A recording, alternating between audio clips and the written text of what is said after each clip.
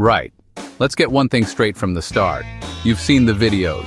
You've scrolled through the pictures. You've heard the whispers and the shouts from every corner of the internet. Tokyo street food is the best in the world, they all scream. It's become a legend, a myth, a culinary pilgrimage. But here's the real question. Is it actually any good? Or is it all just overhyped or dressed up for a pretty picture? I'm here to find out. We're diving headfirst into the city of neon and tradition. I've traveled the globe, tasted Michelin-starred masterpieces. I've also had humble village stews. Hype is a dangerous ingredient. It builds expectations so high that even a decent dish can disappoint. Tokyo is a culinary heavyweight. Its chefs are known for precision, their dedication, near fanatical obsession. But does that standard apply to a ball of fried octopus batter sold from a tiny stall? That's the mystery.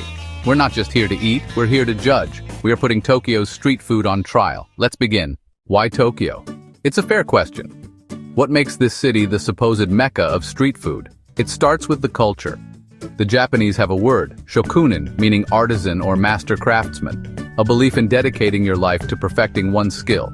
You see it in sushi masters training a decade to master rice. That obsessive spirit trickles down even to the guy grilling chicken skewers on a street corner. Even the simplest food is taken incredibly seriously. That's the foundation of the hype, the promise of craft in every single bite. Then there's the sheer variety. Tokyo is a collection of neighborhoods. Shibuya, electric chaos, trendy snacks. Yanaka Ginza, old-world vendors, generations. 1 minute, a sweet fish-shaped cake. Next, slurping a bowl of rich, savory ramen. Tokyo street food is incredibly photogenic, it's designed to be. Bonito flakes dancing on hot okonomiyaki. Perfectly arranged fillings in a Harajuku crepe. A beautiful dish is halfway to fame in our social feed world. Finally, reputation for cleanliness and safety. But in Tokyo, the standards are famously high. The stalls are tidy. Vendors take pride in their workspace. That order removes barriers and lets visitors dive in. It's the perfect storm. Culture of perfection, endless variety, stunning visuals, safety reputation. No wonder expectations are sky high. Before we start tasting, we need to know what we're up against. This isn't just a random collection of snacks. These are the heavyweights. The dishes that have built Tokyo's street food reputation. First on our list is takoyaki. These are the famous spherical dumplings, made from a wheat-based batter filled with a tender piece of octopus, or taco. They are cooked in a special molded pan, crispy on the outside, molten and gooey on the inside. Next up is okonomiyaki. The name roughly translates to grilled as you like it. It's a beautiful, chaotic, savory pancake. Base, flour, grated yam, egg, shredded cabbage, but from there, anything goes. Pork belly, shrimp, squid, cheese. It's cooked on a large, flat-top grill, often right in front of you, slathered in sweet, tangy sauce, drizzled with mayo, sprinkled with seaweed and dancing bonito flakes. We can't talk about Japanese food without mentioning ramen. Street-level yatai, mobile food stalls, serve some of the most authentic versions. A bowl of ramen is a complex world of its own, built on deeply flavored broth, perfectly cooked noodles, slices of braised pork chashu, soft-boiled egg, bamboo shoots. Finally, we have yakitori, grilled bird skewers over charcoal. Thigh meat, chicken skin, hearts, seasoned with simple salt or sweet soy-based glaze. Taiyaki, fish-shaped cake filled with sweet red bean paste or custard. Imagowayaki, the round cousin. These are simple, warm, and comforting treats. These are our main contenders. They are the pillars of Tokyo's street food scene. Now let's put them to the test. Separating the delicious from the dross, finding the truth behind glowing screens and travel blogs. Does reality match the fantasy? First in the hot seat, takoyaki. The hype around these little golden brown spheres is immense. You see the masters at the stalls effortlessly flipping dozens of them at once with 2 small picks, a blur of practiced motion. The promise is a delicate, crispy shell that gives way to a piping hot, almost liquid center with a satisfyingly chewy piece of octopus waiting inside. Doused in tangy takoyaki sauce, creamy Kewpie mayo, and waving bonito flakes, they certainly look the part. We head to a popular spot in Shinjuku where a long queue snakes down the pavement. After a 20-minute wait, we get our boat of 8 glistening takoyaki, fresh off the grill. The first bite is a lesson in patience. They are volcanically hot. Once they reach manageable temperature, I take a bite. The outer crust has slight crispness, but it's not as pronounced as I hoped. It's a little soft, a little spongy. The inside is indeed gooey and molten, a creamy, savory batter that floods your mouth. But the flavor is surprisingly mild. It's pleasant, but it's not a powerful punch. The piece of octopus inside is small, offering a bit of chew but getting lost in all the batter and sauce. The toppings do heavy lifting here. Without them, the takoyaki itself would be quite plain. So is the hype real? My verdict, it's partially true. A freshly made takoyaki is genuinely enjoyable and comforting. The contrast between soft exterior and molten interior is unique and satisfying. However, the god-tier status it's often given is an exaggeration. The quality can vary wildly from stall to stall. When you find a good one, it's a treat. But for every great one, there are 5 mediocre ones. It's good, but it's not a revelation. Next, we tackle the beast, okonomiyaki. This is not a delicate snack, it's a full-on meal. The hype paints it as the ultimate Japanese comfort food. Videos show it sizzling on a huge grill. Chef mixes, spreads, flips with 2 metal spatulas. Small bustling restaurant in Tsukishima Manja Street. Tables with built-in grills. We opt for the chef to prepare it. We order the classic, pork and shrimp. The show is impressive. Sizzle and aroma build anticipation. Cooked and decorated with signature sauces. Bonito flakes begin their hypnotic dance. It looks the part. First bite, an absolute onslaught of flavor. Savory, sweet, smoky, tangy. Sauce is rich and fruity, like thick Worcestershire.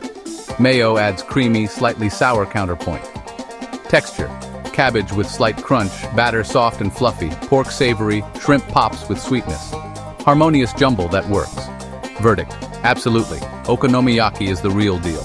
Bold, in your face, unapologetically delicious. Hearty, comforting, deeply satisfying. It is heavy but worth it. Key is balance. Every component plays its part. For lovers of big, savory flavors, must try. The hype is justified. This is epic, seriously epic. Now for 2 absolute titans of Japanese cuisine, ramen and yakitori. Let's start with ramen from a yatai, a small mobile stall. The hype surrounding Tokyo ramen is legendary. It's portrayed as the pinnacle of noodle soup, a spiritual experience. The broth is a magical elixir simmered for days. Noodles perfectly springy, toppings flawless. Ramen is vast and varied. Quality swings from sublime to shockingly bad. We find a small yatai tucked away near a train station, with steady stream of local office workers, which is always a good sign. I order a simple shoyu ramen. The bowl arrives quickly. It's unpretentious. The broth is clear and dark. The noodles are thin and wavy, topped with pork, bamboo shoots, green onions. I taste the broth first. It's clean, savory, and has good, solid flavor, but doesn't have that mind-blowing depth you read about. It's good, honest soup. The noodles are cooked well, the pork is tender. It's a very good bowl of ramen, but life-changing? No. Next, yakitori. These grilled chicken skewers are hyped as the perfect beer snack. Simple, smoky, and addictive. The ideal is a skewer cooked over real charcoal, giving the meat beautiful char and smoky aroma. We duck into a narrow alley in Shinjuku's Omoide Yokocho, a collection of tiny, smoke-filled yakitori bars. The air is thick with the smell of grilling meat. We order a selection: thigh meat, chicken skin, meatballs. The skewers arrive fresh off the grill, glistening and hot. The momo is fantastic, incredibly juicy, with crispy bits of skin and perfect salty seasoning. The smoky flavor from charcoal is front and center. The kawa is a revelation of texture, unbelievably crispy, fatty, and salty, like the best chicken crackling you've ever had. The sukuni is soft, savory, and coated in sweet, sticky glaze that caramelizes beautifully on the grill. This is it. This is where the hype becomes reality. Yakitori, when done well in a place like this, is damn near perfect. It's simple food executed with precision. Verdict: the hype is 100% true. It's brilliant. No culinary tour is complete without something sweet, and Tokyo offers plenty of options. We start with taiyaki, the adorable fish-shaped cake. The hype presents it as a whimsical and delicious treat, a warm, comforting snack perfect for a chilly day. It's supposed to have a thin, crispy, waffle-like shell encasing generous filling of sweet red bean paste or creamy custard. The visual appeal is undeniable. It's cute, it's iconic, and it's made for photos. We find a traditional shop where an elderly man is pouring batter into heavy fish-shaped iron molds. He works with a quiet, focused rhythm. We buy 1 classic red bean and 1 custard, both hot from the press. The outside is beautifully golden and has slight crispness, especially around the edges. The first bite of the red bean taiyaki is lovely.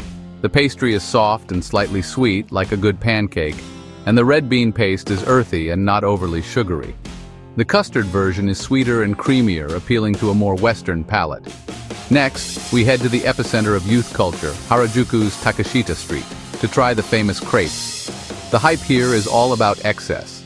These are not delicate French crepes. They are rolled into a cone and stuffed to the brim with insane amounts of fillings. Whipped cream, ice cream, cheesecake, brownies, fresh fruit, and chocolate sauce. They are towering, colorful, and built for Instagram.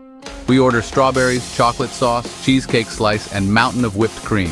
It's handed to me, and it's as ridiculously large as advertised.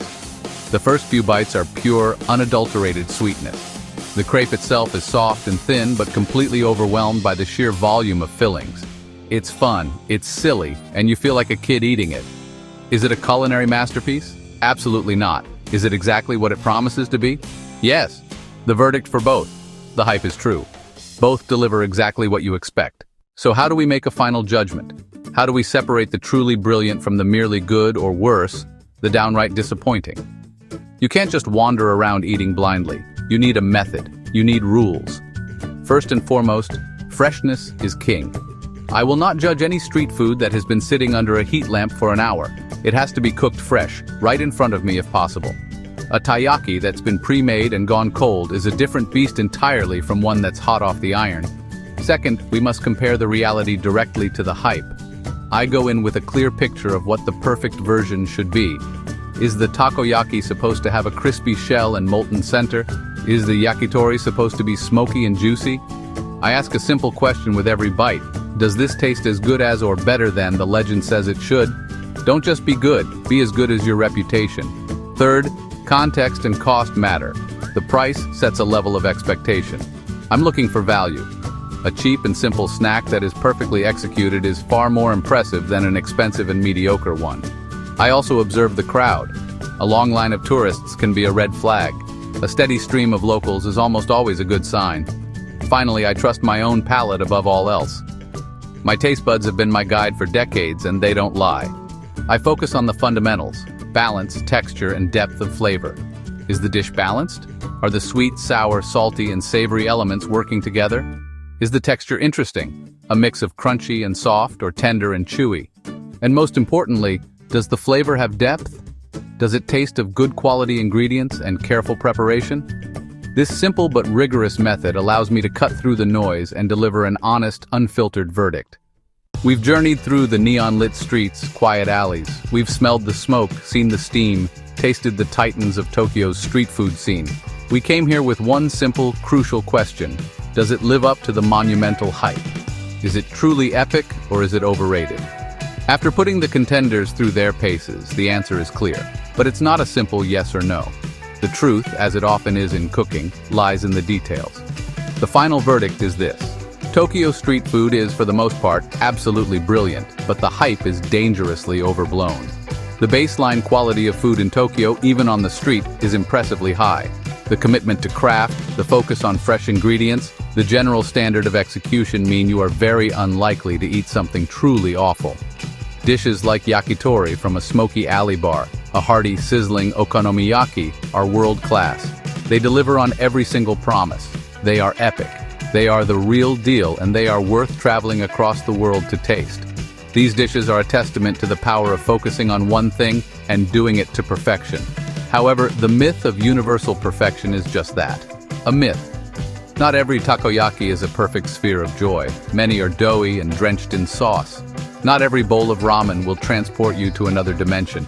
Many are just decent, forgettable noodle soups. The sheer volume of praise online has created unrealistic expectation that every single food stall is run by a culinary genius. That's simply not true. You have to be a smart customer. You have to look for the right signs, the local crowd, the fresh preparation, and you have to be willing to accept that some things are just good, not life-changing. So, is Tokyo street food overrated? No, I wouldn't go that far. It's more accurate to say it's over-romanticized. The reality is still fantastic, one of the best street food scenes on the planet, without a doubt. But you must go in with your eyes open and your expectations in check. My final tip for any visitor is this: follow the locals, not just the lists. The most famous place is not always the best place. Dare to try the small, unassuming stall with no English menu. That is often where the real magic, the true unhyped brilliance of Tokyo's food culture is waiting. Final rating? A solid, well-earned 9 out of 10. Exceptionally good.